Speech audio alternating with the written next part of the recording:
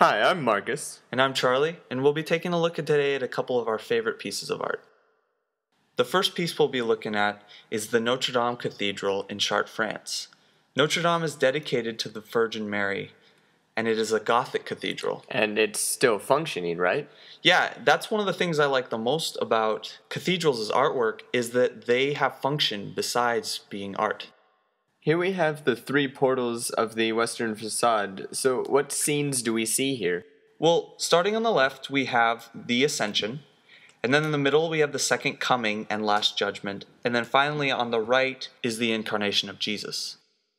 So focusing on the central tympana, what I like so much about it is that there's so much symbolism, and every detail means something. So what kind of details do we see here then?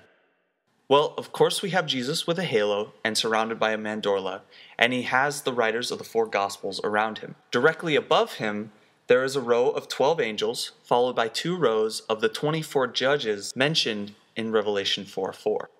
And finally, down below on the lintel, you have the 12 apostles. And who are those singled out on the sides? Well, on the left, we have Enoch, and on the right, we have Elijah. So we'll move inside now, and one of the first things we see is this labyrinth on the floor. And why is this here? That's a good question.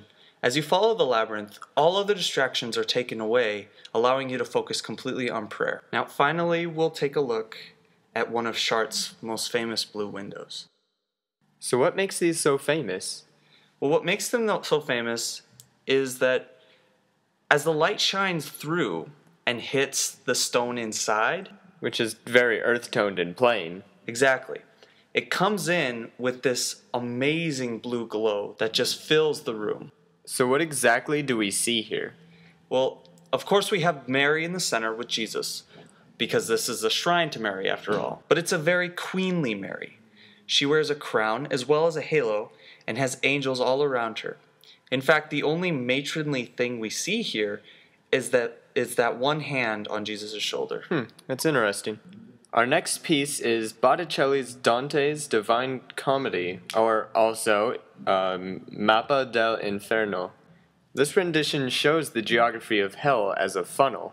It looks like Dante's hell is made up of layers. Yeah, there are actually 9 layers, and the first one is limbo, the second is lust, third is gluttony, fourth is greed, fifth is wrath and sloth, sixth is heresy, seventh is violence, eighth is fraud, and ninth is treachery, and also where the devil lives.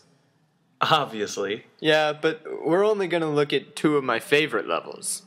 Here we are at the 5th circle. Which is wrath and sloth. Yes, here we see the ferryman carrying Dante and Virgil across the Styx. This shows wrath because some of the bodies, as you can see, are fighting to get out of the water and even into the boat. But not all the bodies are fighting, though. Right, that's where sloth comes in. Some of the bodies have just given up and are not doing anything, just laying there.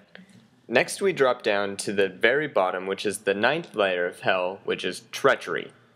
This is the frozen lake of hell filled with bodies. Which is interesting because we don't usually think of hell as a cold place. We usually think of it as burning. Right.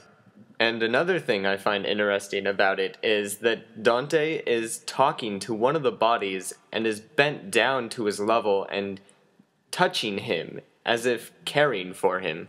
Finally, we've reached the lowest part of the 9th layer, which is where Satan lives. So I'm looking at the right at what must be Dante and Virgil, but they're tiny in this painting. Right, which means the devil is actually huge. So, looking at the devil, he seems to be bored, instead of menacing, making you almost feel sorry for him.